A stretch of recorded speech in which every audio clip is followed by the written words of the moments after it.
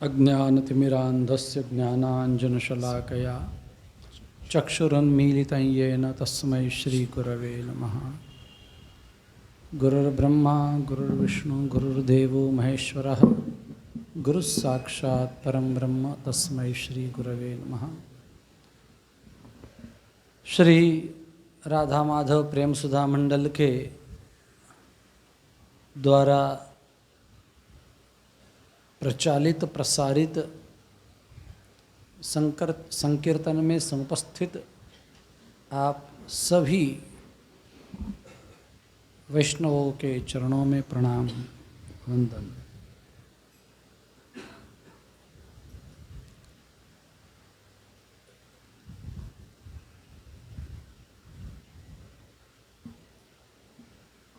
एक बात ये याद आ रही है,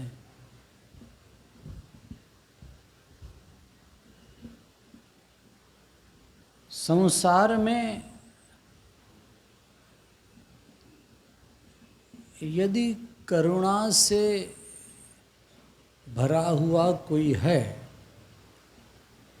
तो मात्र और मात्र परमात्मा है, भगवान ही है जो करुणा से भरे हुए हैं, दया के सागर है, निधि हैं, करुणा सागर है, करुणार्णव है, ये सब बात हम जानते हैं। मनुष्य पर जब करुणा आई, कृपा हुई, भगवान को यूं लगा कि इनका उद्धार कैसे हो। जो मनुष्य है भगवान की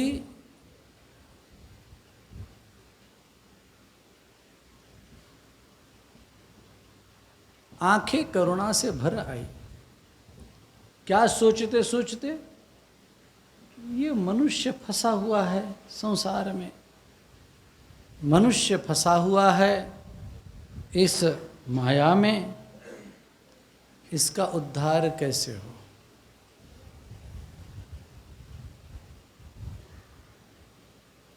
भगवान ने ही एक रूप बनाया और वह मनुष्य के पास आ गए, और वह रूप था गुरु का।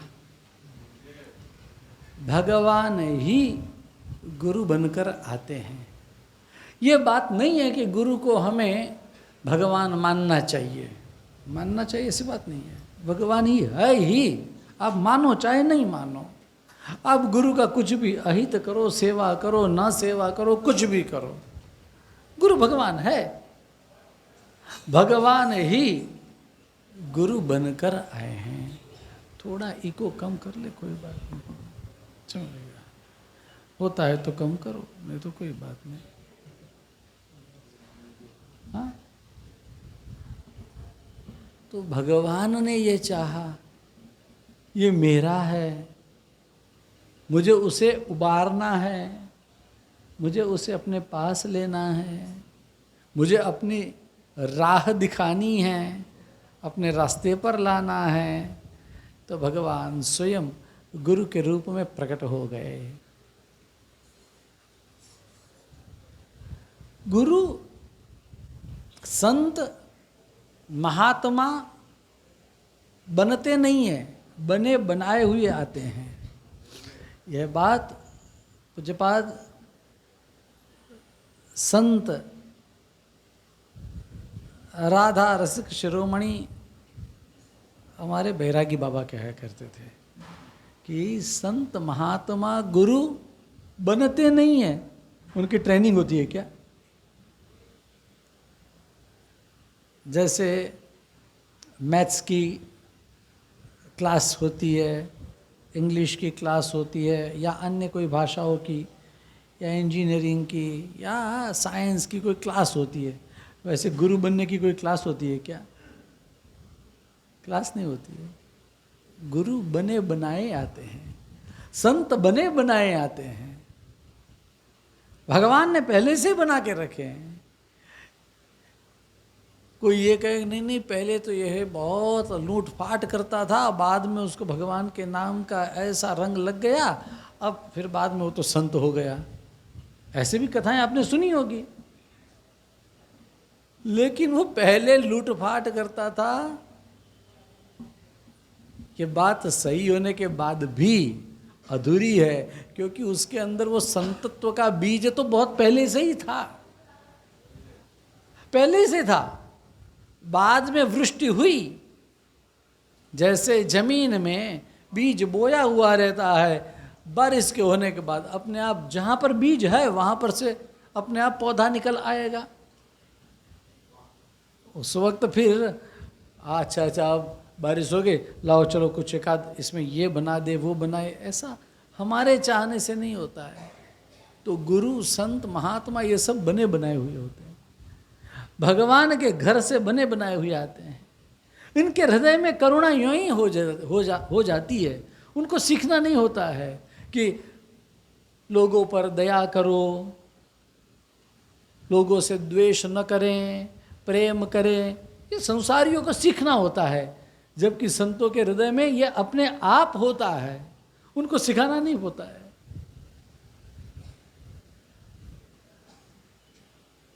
हम तो कई बार आपको कह चुके हैं कि हम तो आपके जितने भी अधिकारी नहीं हैं, क्योंकि आप तो हर रविवार के दिन भगवान का नाम संकीर्तन इतना बड़े प्यार से करते हैं, हम तो उतना नहीं कर पाते हैं जितना आप करते हैं। फिर भी आप लोगों के साथ रह रहकर जो हमें समझ में आती है बात, कुछ दिन पहले ऐसी बात हुई थी, हमें मालूम नहीं था, मैं बहुत छोटा सा था तब की एक बात हमें याद दिलाई हमारे भाई या माता जी ने, और बता रहे थे कि हमको एक हॉस्पिटल में ले गए क्योंकि हमें बहुत तकलीफ़ हो रही थी। कोई क्या था मुझे एग्जैक्ट मालूम भी नहीं, याद भी नहीं आ रहा है, ये कुछ दिन पहले की बात है। हॉस्पिटल में ले गए और मुझे एक और ले गए थे, और उतने में कोई ज़्यादा तकलीफ वाला कोई आया, तो अभी हमारा तो नंबर लगा था, तो बहुत छोटा रहा होऊंगा, मुझे याद भी नहीं है। तब हमारी माँ ऐसे कहती थी कि कोई और आया और उसकी तकलीफ देखकर तुमने ये कहा नहीं नहीं पहले उसको ले लो, तुम रोने लगे, नहीं उसको पहले ले लो उसको। अरे भाई तुझे भी तो ज़रूरत है डॉक्टर की, तू भी लाइन में खड़ा है, हॉस्पिटल में है। लेकिन ये तो हम तो उस कक्षा के है ही नहीं, ना संत है ना महात्मा है ना कुछ है। सही कहते हैं कि आप सबके जैसे भी इतनी भी हम भक्ति या कीर्तन संकीर्तन करते नहीं हैं, तो भी हमारे अंदर ये अपने आप दया आती है।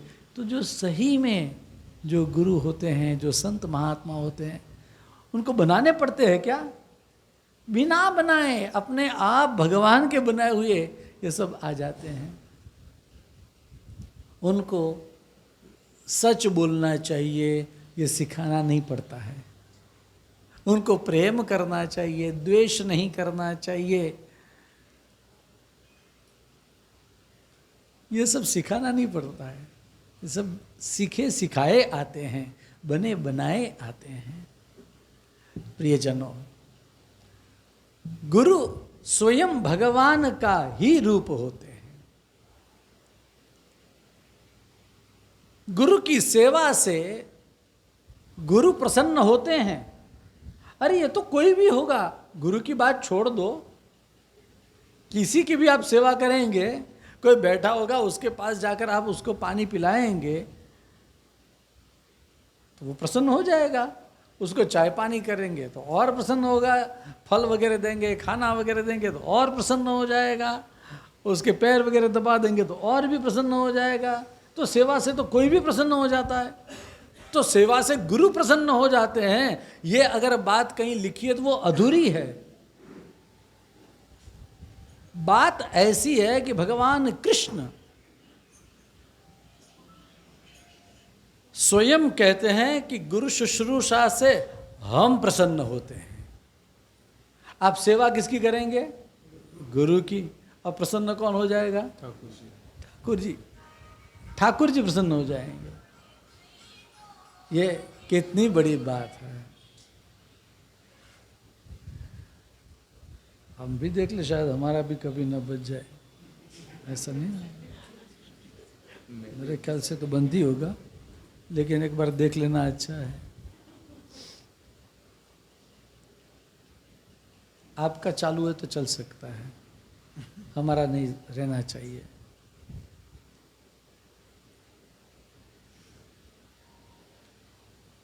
श्रीमद् भागवत के 80वें अध्याय में 34वें श्लोक में यह बात बताई है।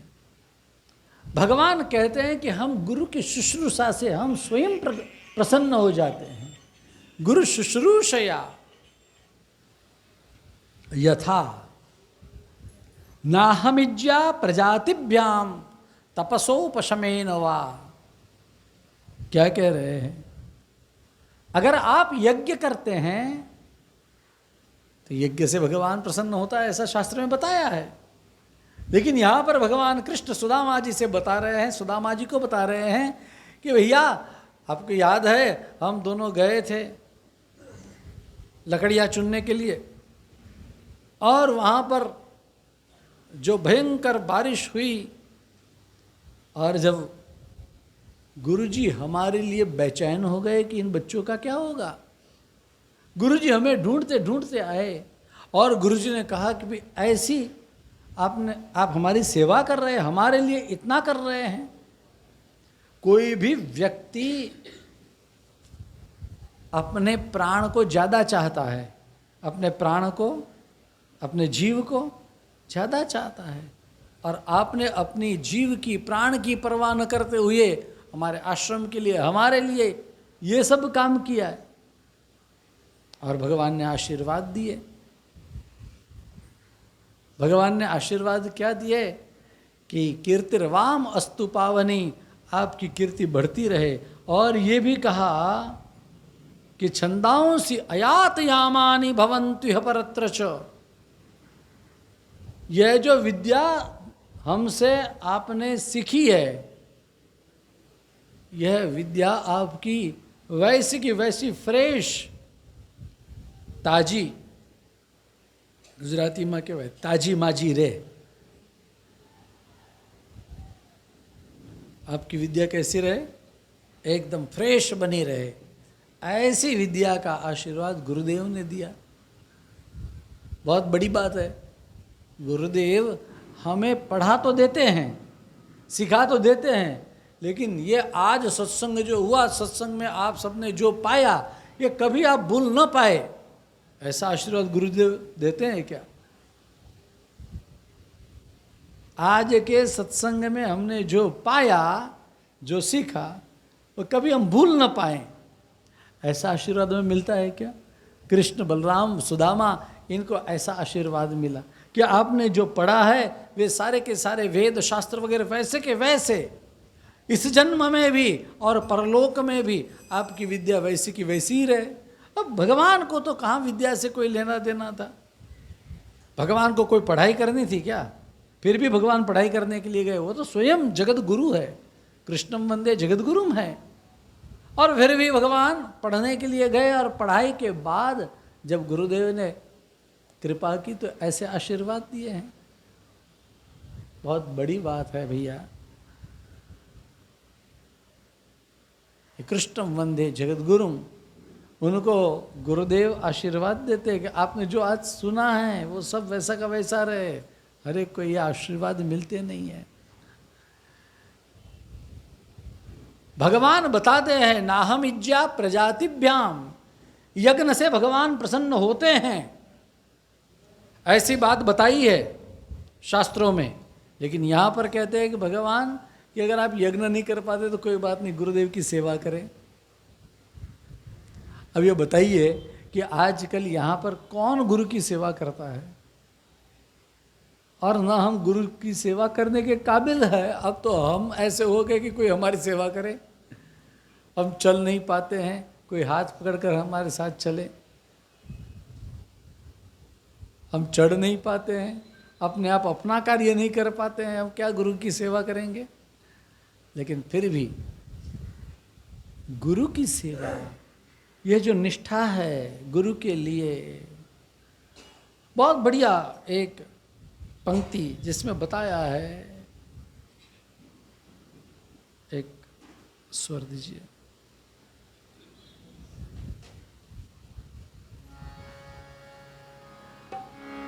गुरु मेरी पूजा गुरु गोविंद, गुरु मेरे पार ब्रह्म गुरु भगवंत। मेरी पूजा गुरु गोविंद, गुरु मेरा पार ब्रह्म गुरु भगवंत। गुरु गोविंद है, गुरु मेरी पूजा है, गुरु मेरे परम ब्रह्म वही है, गुरु साक्षात परम ब्रह्म, तस्मै श्री गुरवे नमः। भाई ये गुरु है जो साक्षात परम ब्रह्म वही है, वो परमात्मा परम ब्रह्म ही आज गुरु बनकर आए हैं। ना हमिज्या प्रजातिभ्याम, यज्ञ से जो भगवान प्रसन्न नहीं होते हैं, भगवान कहते कि हम गुरु की सेवा से प्रसन्न हो जाते हैं। यज्ञ करने के लिए शायद आपको साधन चाहिए, संपत्ति चाहिए, द्रव्य चाहिए, यज्ञ चाहिए, ऋत्विक चाहिए, मंत्र चाहिए, दक्षिणा चाहिए, बहुत सारी चीजें चाहिए। लेकिन गुरु की सेवा के लिए सिर्फ मन चाहिए। शरीर एक साधन है सेवा का, किंतु सेवा में अगर शरीर नहीं भी चल रहा है और गुरु जी को हृदय से प्रणाम करते, सेवा हो जाती है।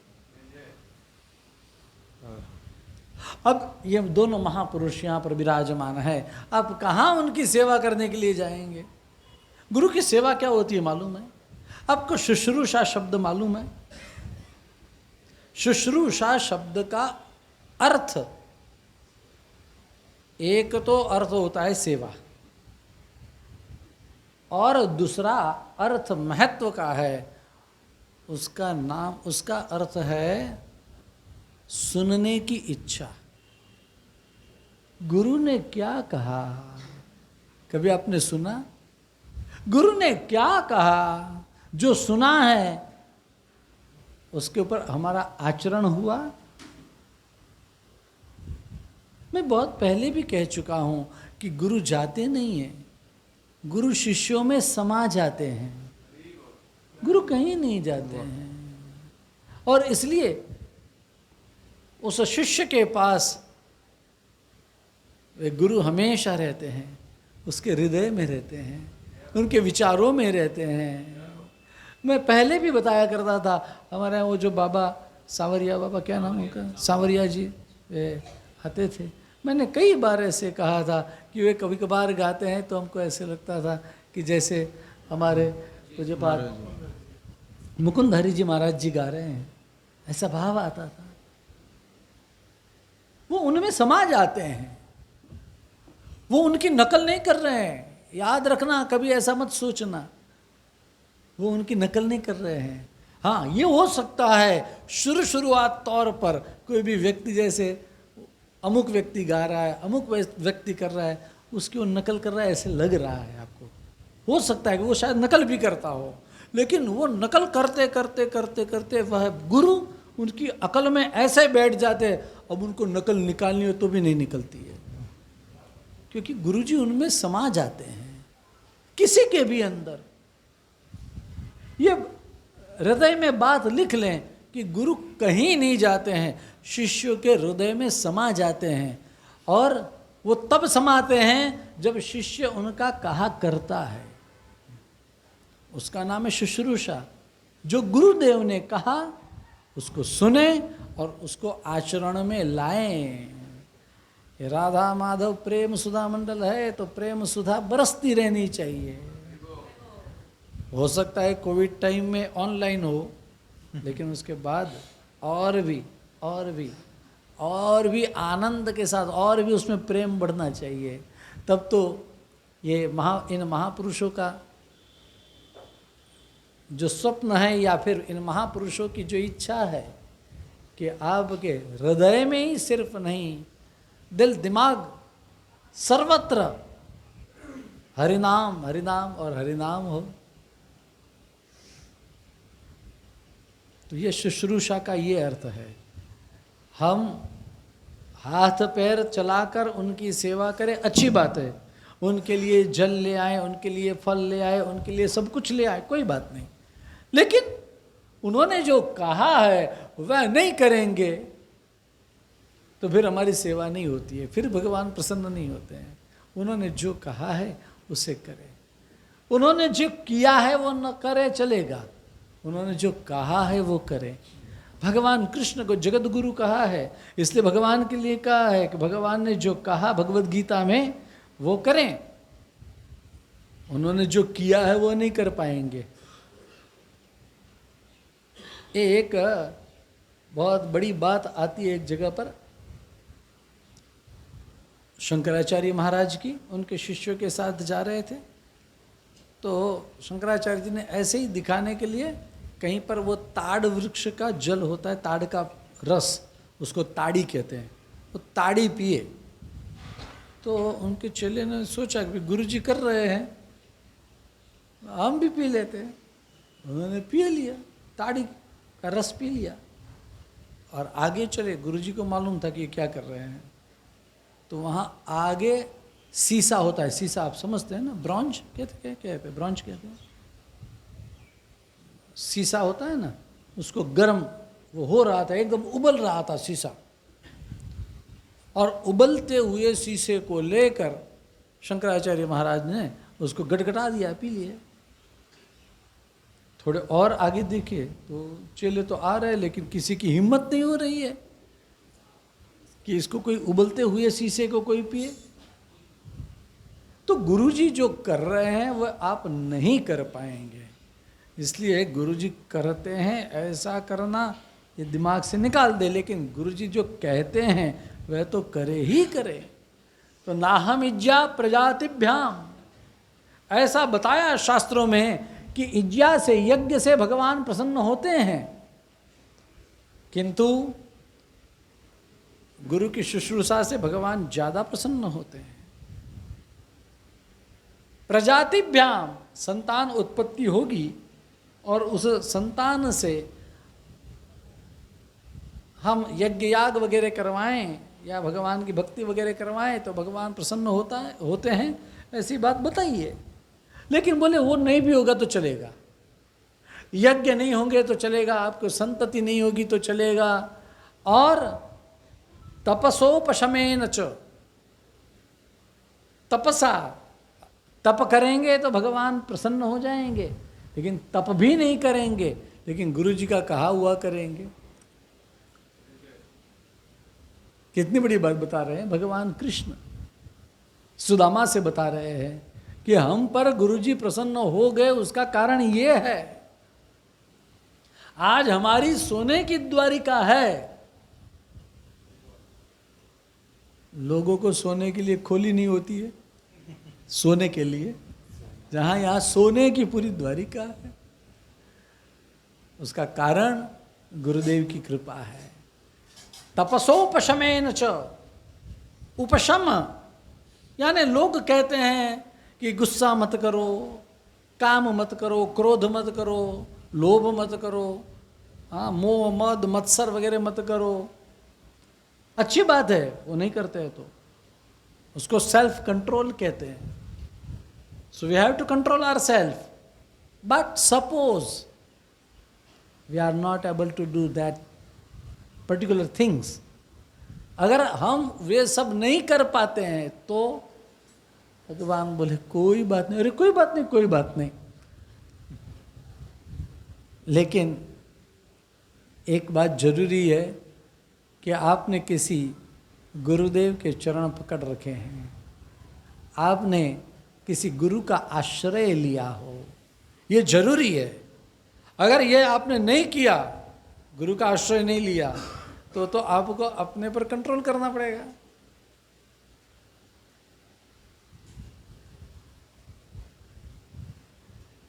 बच्चों को कई कई जगहों पर अलाउड नहीं होते हैं, लेकिन अपने माता पिता के साथ चलते तो फिर उनको जाने देते। कोई माता पिता है, सिर्फ छोटा बच्चा जाएगा तो अंदर तो कोई नहीं जाने देगा, लेकिन माँ बाप के साथ गया है तो जाने देते हैं। हम काम क्रोध लोभ मोह मद मत्सर उनके ऊपर कंट्रोल नहीं कर पाते, कोई बात नहीं, हमें वो संभाल लेंगे, गुरुदेव है वो। लेकिन उनको तो आता है कि भी कैसे बच्चों को संभालना है। तो हम अपने आप को अगर नहीं संभाल पाते तो कोई बात नहीं, हम गुरु को अपने आप को समर्पित कर दे। हमारे यहाँ बहुत बढ़िया एक कीर्तन है, हर एक सत्संग के बाद उसे गाया जाता है पुष्टि मार्ग में। उसमें कहते हैं, दृढ़ इन चरणन केरो भरोसो।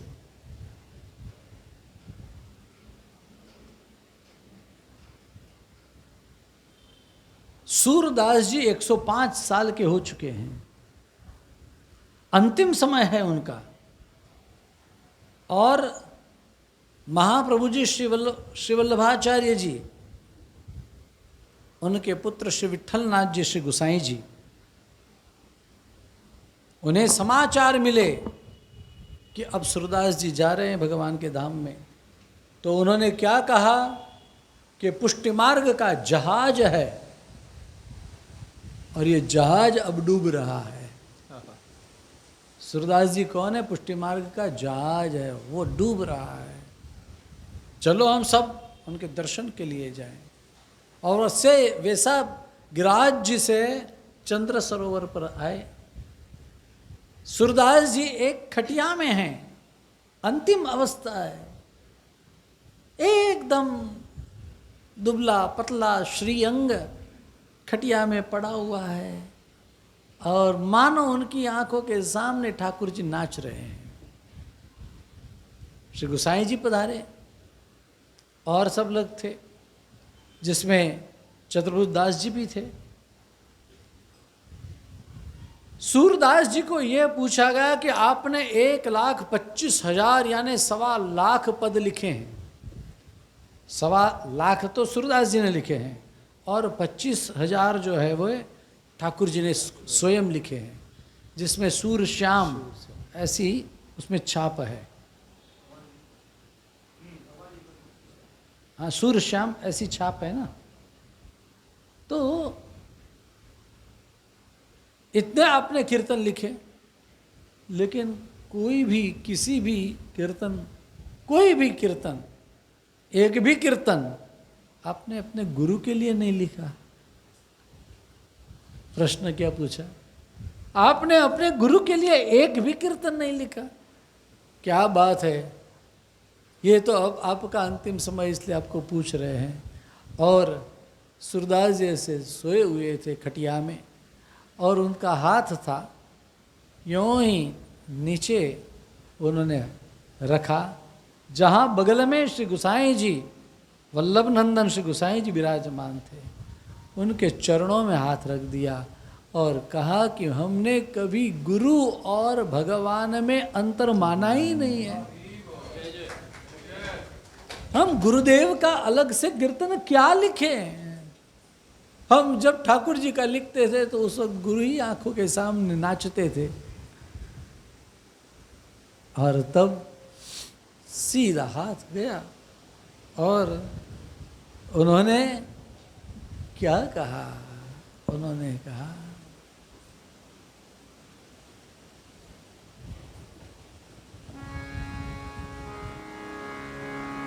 दृढ़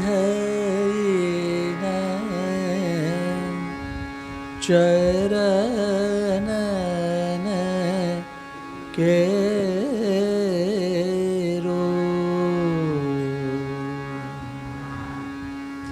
भरोसो,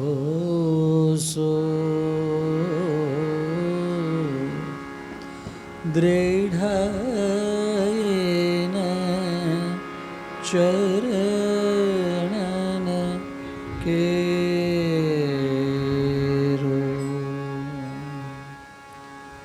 श्री वल्लभ नख चंद्र छटा बेनो श्री वल्लभ नख चंद्र छटा बेनो सब जग माज अंधेरो भरोसो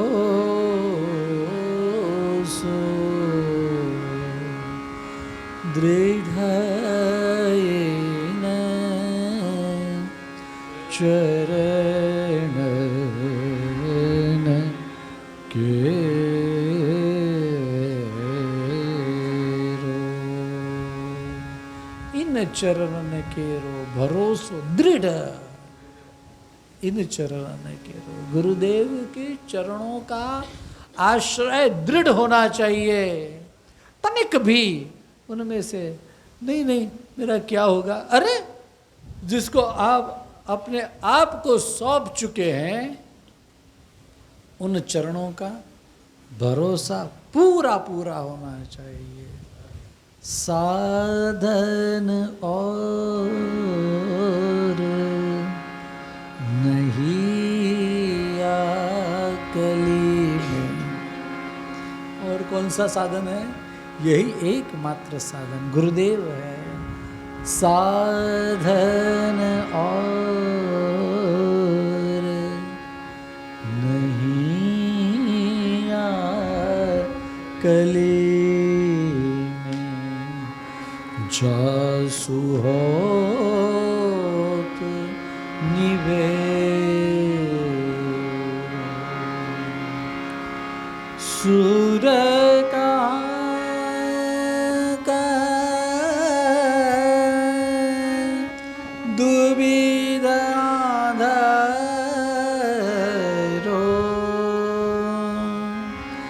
सूर कहाँ कह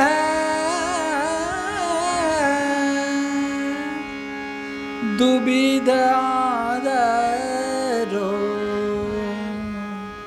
बिना मोल को चेलो भरोसो दृढ़ चरण के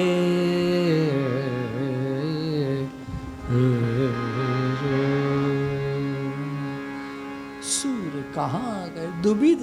कोई तो एक ही रूप से अंधा होता है, उसे परम तत्व क्या है, परमात्मा क्या है वो नहीं दिखता है, लेकिन संसार तो दिखता है।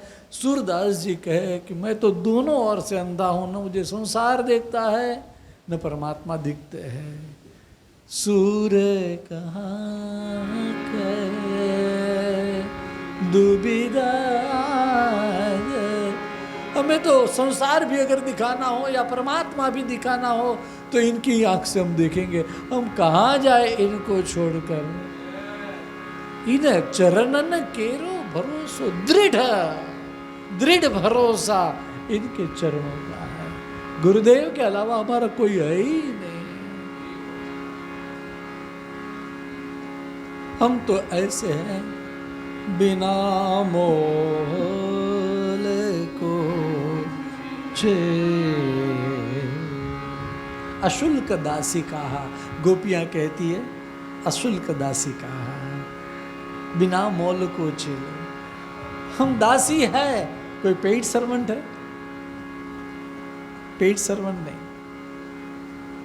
फिर हम अपने आप को न्योछावर कर दे आपके ऊपर, गुरुदेव को आज गुरु पूर्णिमा के निमित्त से शायद या हम गुरु समर्पण करें, भाव समर्पण करें।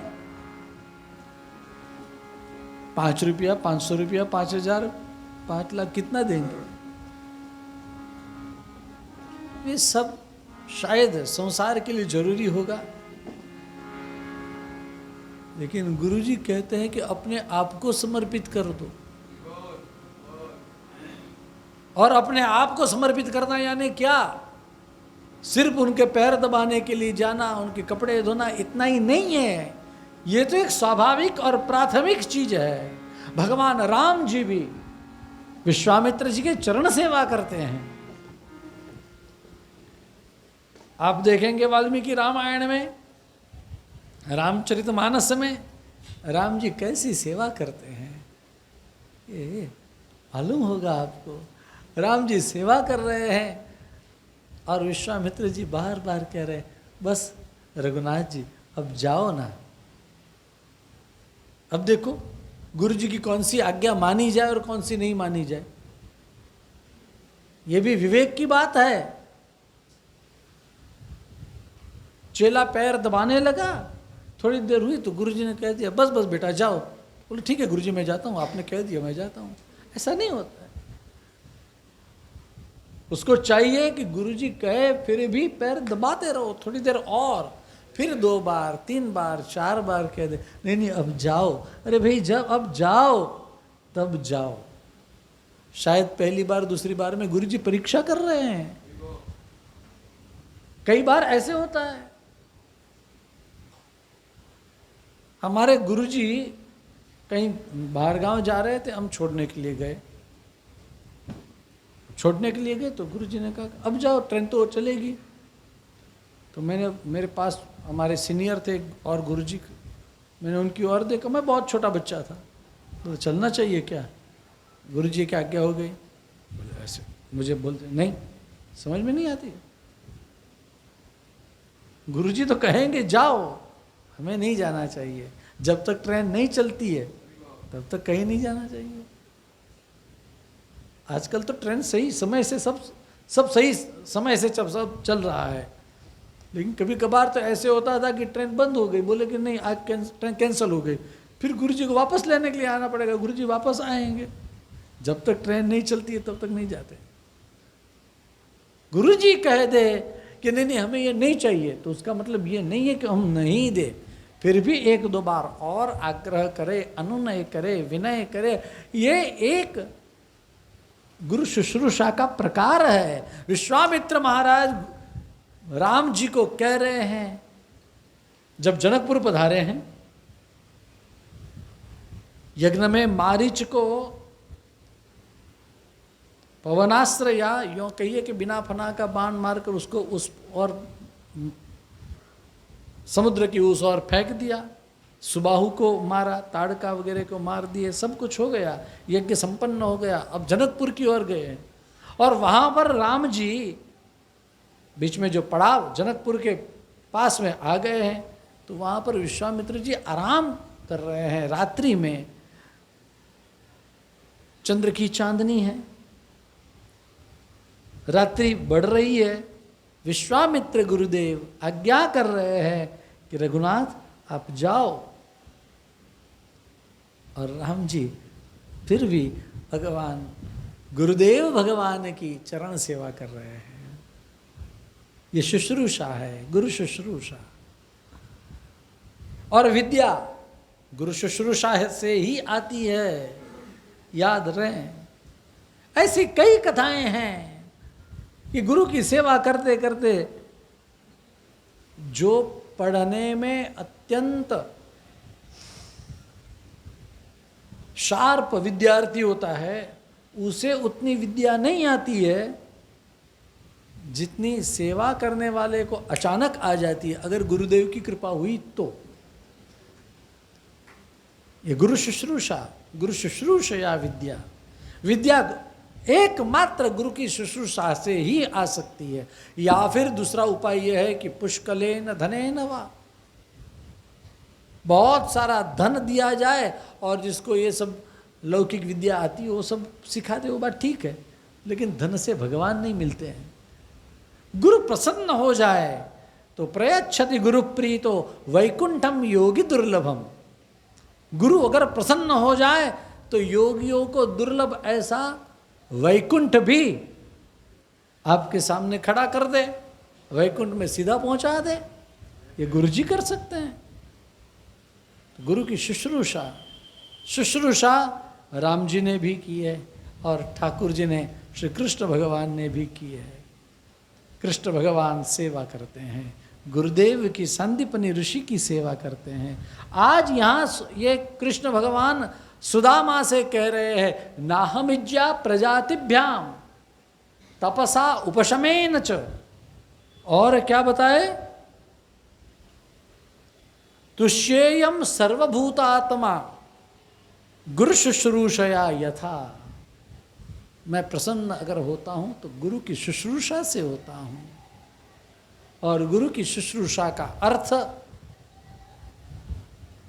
सिर्फ लौकिक सेवा नहीं, परंतु गुरुदेव ने जो हमें आज्ञा दी है भगवान नाम की, लोगों के साथ व्यवहार की, जैसे कि हमारे पूज्य बैरागी बाबा बोलते थे कि ठाकुर जी को कभी कुछ देना हो तो 2 आंसू दे। ऐसे बस कीर्तन करते करते वो भाव आता है क्या हमारे अंदर? जो भाव इन महापुरुषों के अंदर आता था, अगर वो भाव आता है तो समझ लीजिए कि हम गुरुदेव का कहा हुआ कर रहे हैं, और तब तो हम पर ठाकुर जी प्रसन्न होंगे। हमारे यहाँ और एक बात है पुष्टि मार्ग में कि गुरुदेव की आड़ी से कृपा होती है। आड़ी से मतलब उनके कारण, वैष्णवों की आड़ी से काम होता है, उनके कारण काम होता है। हमारे अंदर वह सामर्थ्य नहीं है, लेकिन गुरुदेव कह देंगे कि इसके ऊपर कृपा करनी है तो ठाकुर जी को कृपा करनी पड़ेगी, भले ही हमारी योग्यता हो या न हो। हम काम क्रोध लोभ मोह मद मत्सर से भरे हुए हो तो क्या हुआ, हमारा जैक लगा देंगे, गुरुदेव है ना, बैठे हैं ना। ऐसे गुरुदेव का स्मरण, ऐसे तो गुरु की कथा श्रीमद् भागवत में ही ऐसी है। मैं अभी कुछ देर पहले कहीं और एक सत्संग में था, तो वहाँ पर भी मैंने यह बात बताई कि श्रीमद् भागवत में गुरु की कथाएं भी इतनी सारी है कि पूरे 7 दिन गुरु की बात भागवत में जहाँ जहाँ पर भी है उसकी ही बात करें तो भी भागवत की कथा, 7 दिन की गुरु की कथा भागवत में जो आई है उसकी ही हो जाए कथा, तो बड़ा आनंद होता है। ये राधा माधव वाले प्यारे लोग या पागल लोग जो भी कहो, हम जैसों को बुलाते हैं, मालूम नहीं हम पर जो आप सबका प्रेम है, तो मुझे तो ये लग रहा है कि इसी बहाने ठाकुर जी की कीर्ति का गान, ठाकुर जी की कथा का गान तो साल भर करते रहते हैं, लेकिन गुरु जी की कीर्ति का गान और गुरु जी के नाम, गुरु जी का यशोगान और गुरुदेव की क्या महिमा होती है, इसे गाने का या उसे कहने का अवसर तो गुरु पूर्णिमा के अवसर पर ही मिलता है। ये मेरा सौभाग्य है कि आप हमें बुलाते हैं, तो इसी बहाने मुझे भी कुछ गुरुदेव की बातें करने का अवसर प्राप्त होता है। आप सब जिनके हृदय में गुरुदेव के चरणारविंद बसे हुए हैं, वैसे आप सबको, हमारे गुरुदेव को भी और भगवान स्वयं जिनकी सेवा करते हैं, ऐसे गुरुदेव के चरणों को प्रणाम करके, ठाकुर जी के चरणों को प्रणाम करके, चरणों में अनंत दंडवत प्रणाम करते हुए आज के इस गुरु महिमा की बात को विराम देते हैं। आइए फिर एक बार थोड़ी देर नाम संकीर्तन हो जाए।